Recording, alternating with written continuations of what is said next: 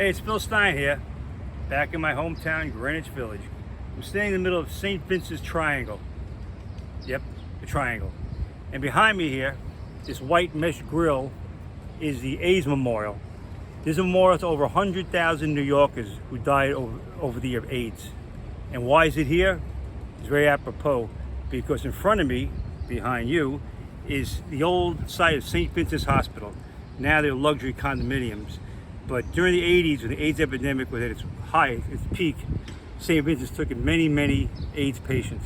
So apropos, they put the memorial right across from the AIDS from St. Vincent's. So follow me over here.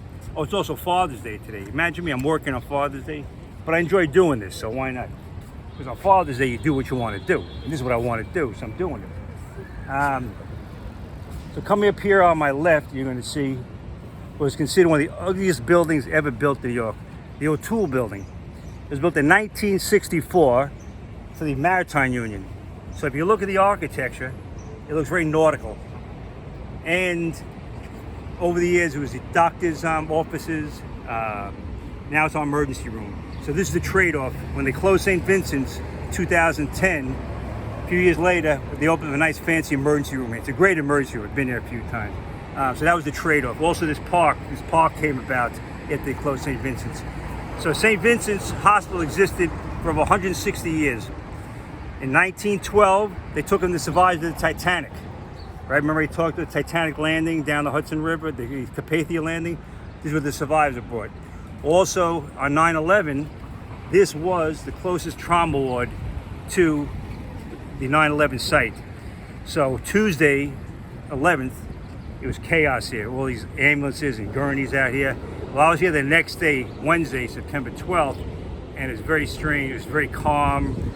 All these gurneys, ambulances sitting here, they weren't finding anybody. It was very eerie. They had a podium set up here for the mayor to make his speeches, blah, blah, blah.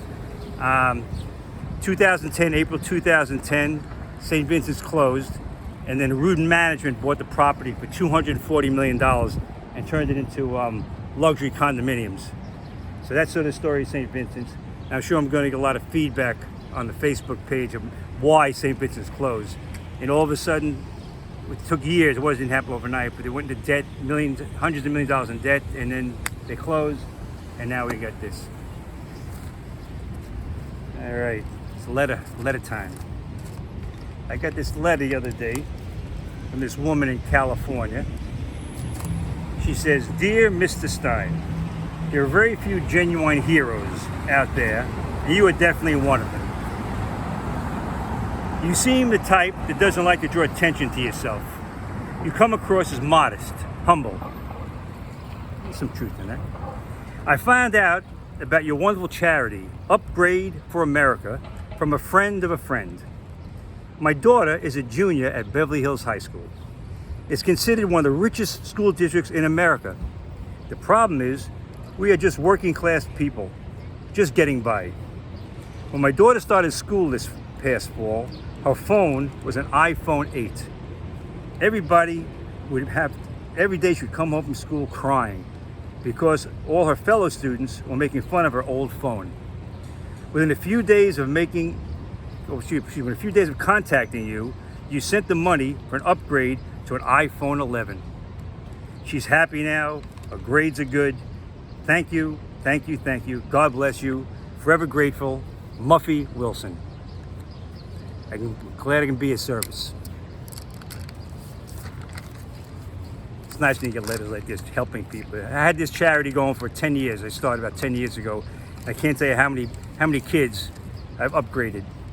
All right, my new haiku.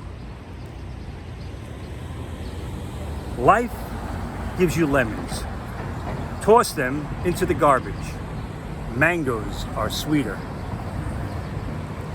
True. Also, good poetry. All right, I'm out of here. Today I'm going to do a little salute to West Side Story. You ready? See you in the hood.